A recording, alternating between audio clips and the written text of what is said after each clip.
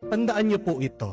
Hindi lahat na nagpo-post sa social media ay mayabang at nagmamayabang. Amen? Kung nagpo-post siya tungkol sa bakasyon nila, o kaya naman nagpo-post doon sa mga nagbigay ng regalo sa kanya, kung nag-post siya tungkol sa katatapos pa lang na bahay niya, o kaya naman pumasa siya para sa pag-abroad, pumasa sa board exam, o pinost niya yung kanyang bagong sasakyan, bagong motor o bagong bisikleta, kahit ano man yan, please, wag mong isipin na ang taong yan ay mayabang.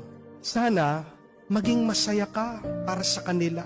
Sana i-affirm mo yung ibang tao doon sa saya nila. Sana mag-compliment ka naman sa mga nagtatagumpay sa buhay. Amen? Huwag na huwag kang magagalit, huwag na huwag kang maiinis dahil nagpo-post ng achievements ang ibang tao. Amen? Bakit?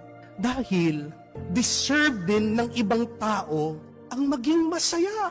Kung nga ikaw gusto mong maging masaya, gusto din ng ibang tao na maging masaya sa buhay nila. Hindi po ba? Isipin mo na lang, kaligayahan ng ibang tao ang mag-post sa kanilang social media. At walang masama doon. Ang karanasan nila, ang natanggap nila, gusto na lang ipakita. Minsan, ito'y pag-share lang, hindi ito pagmamayabang. Wag sana nating masamain pag nagpo-post na ang ibang tao sa pictures nila, sa karanasan nila, sa natanggap nila. Dahil totoo lang na masaya at maligaya sila. Di ba? Kung masaya ka, kung masaya tayo, hindi naman po natin maitatago ito. Di po ba? Pag masaya ka, ano yung gagawin mo? Magsisigaw ka, magtatalon ka, gagawa ka ng eksena. Meron bang masaya na tahimik lang? Sino yung mga tahimik lang? Yung mga umiiyak, yung mga malungkot. Pag masaya ka, pinapangalandakan mo sa ibang tao. At ang tanong, masama ba yun? Hindi. Ganyan ang ginagawa ng mga tao sa social media.